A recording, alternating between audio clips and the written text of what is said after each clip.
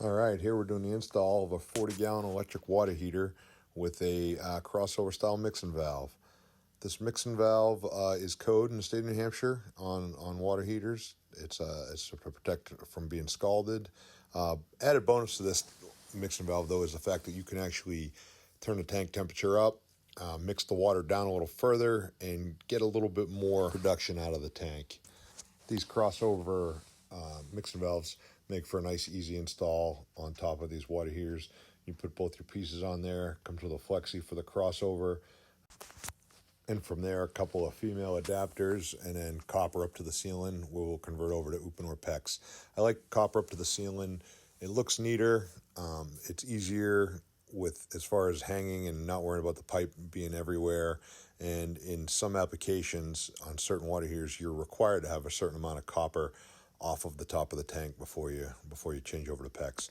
You may also notice that on my thread joints I used Teflon tape and pipe dope. It's just cheap insurance. It makes for a better seal, way less likely to have an issue. So I always use tape and dope in an application like this. So after we get this all tightened together and get that those copper risers put up into the ceiling to tie into our PEX lines, we'll be switching over to the PEX piping. I use Uponor PEX A expansion style PEX. There's a couple of different types of products out there, but I've always used in my entire plumbing career Uponor expansion PEX. It's a great product. If you're on the fence and you're not sure what type of piping, you're doing PEX piping you want to use, I can't say enough good stuff about it. One of the benefits of the expansion style over a cinch ring or a clamp ring style pipe is the fittings. The fitting diameter on a expansion style fitting is a larger diameter all the way through. As you're expanding the diameter of the pipe and putting it over the fitting, and letting it shrink back down to its original memory size and grabbing the fitting, which makes for an extremely strong joint.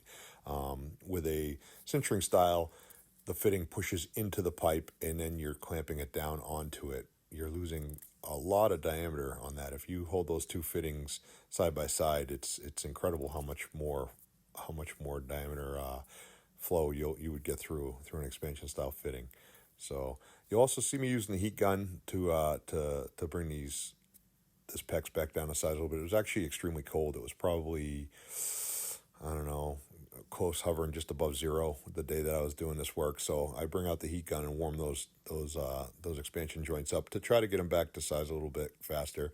That is the one, I guess, drawback of expansion is it takes a little more time.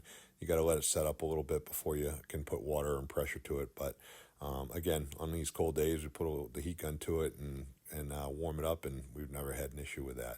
So we get that secured. So this water heater is all set and installed and ready to go. It's not wired yet by the electrician, but when it comes time to water it up and fire it up, we'll be ready. We'll be able to just put the water to it, get all the air purged out, and fire it off. Thanks for checking out the video.